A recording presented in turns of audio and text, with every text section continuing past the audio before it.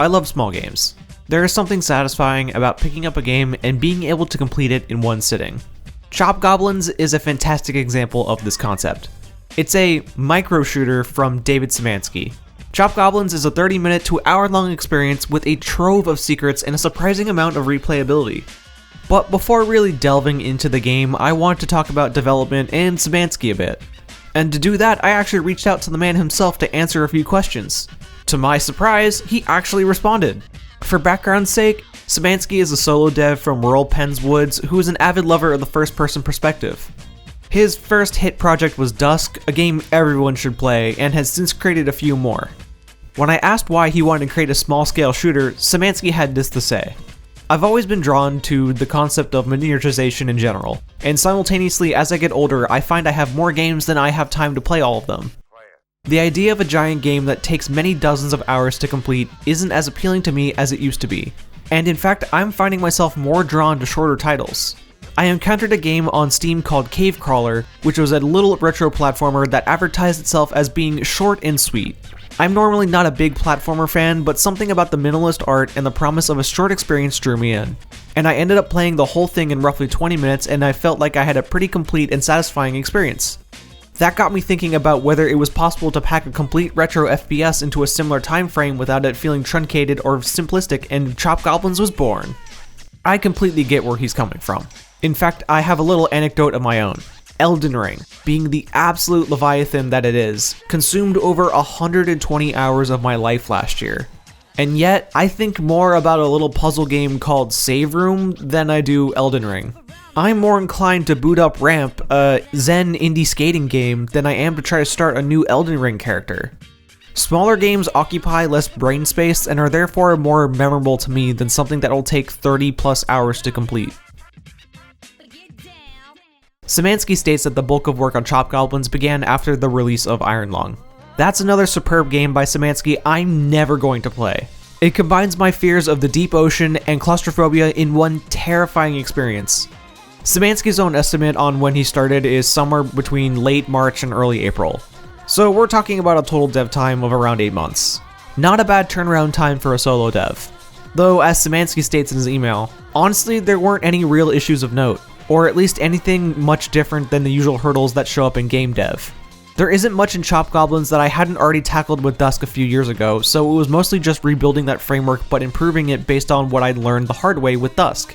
Which I think is great. By applying the lessons of Dusk, Syzmanski was able to create another shooter that is mechanically simple but entertaining nonetheless. That's a win in my book. But not everyone's. Looking at the Steam reviews, I can see a number of people who were dissatisfied. Most of them state the game was too simple or too short. One user even goes out of their way to say that they feel the game was only worth $1 because of how much perceived effort was put into the game. But as I just described, this was a project months in the making. One that was being developed alongside Gloomwood. Lately, I've been hearing more from the crowd who equate the amount of time spent on a game to its value. People who are literally being tricked by sunk cost fallacy.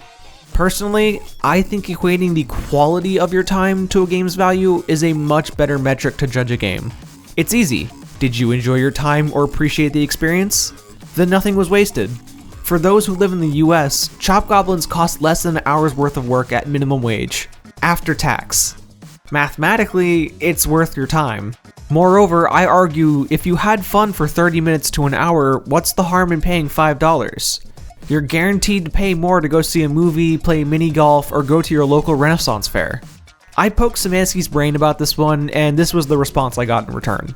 I've been making short games off and on for almost a decade now, and that sentiment has been around at least as long, and doesn't seem to be going away anytime soon. If someone genuinely requires a certain amount of gameplay time to dollars spent ratio, that's their prerogative, and it's completely valid, but trying to pitch some sort of objective time to dollar requirement is dumb.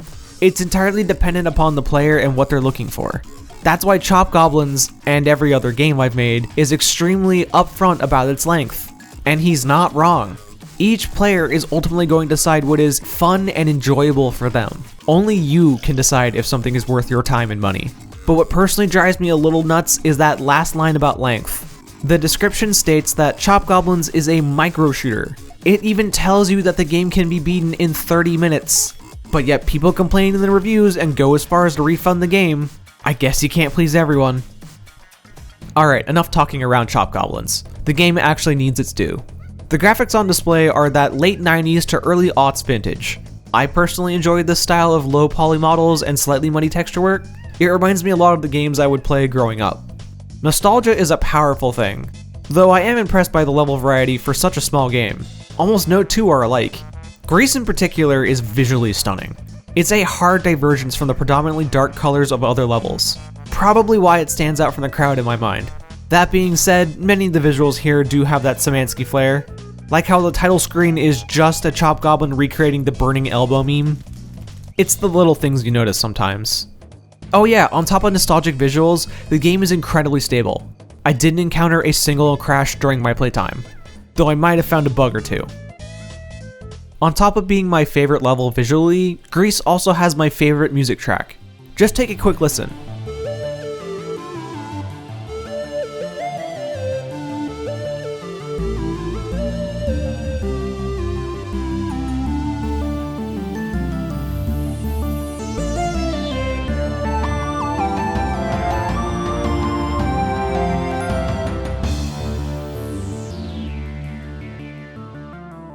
All of the in-game tracks are Syzmanski originals. You can find it on Bandcamp and Steam. I recommend it. Alongside the music, I enjoy the weapon sounds. They have just the right amount of punch and bass. For me, the flintlock is probably the most deadly sounding firearm in the game. Each enemy has distinctive callouts to help you recognize what goblins are in the crowd. They are also constantly on the lookout for cheese. From a gameplay perspective, Chop Goblins is a simple but not simplistic little shooter. So simple, there's no jump button. But don't let that stop you from parkouring. I digress. Chop Goblins is a simple enough game that I would recommend it for those who usually don't play video games. It's actually probably near perfect as a learning tool for those who aren't used to controlling a first-person perspective. The imp difficulty is best for that scenario, or if you just want a relaxing-ish experience. There's even a sightseeing mode to just explore the levels if you're so inclined. Fiend is the intended difficulty, think of it as normal. Goblin mode is an intensely difficult experience intended for those with prior game knowledge. It was a challenge enough for me that I had to come back to it another day, especially since there are no checkpoints in any of the levels.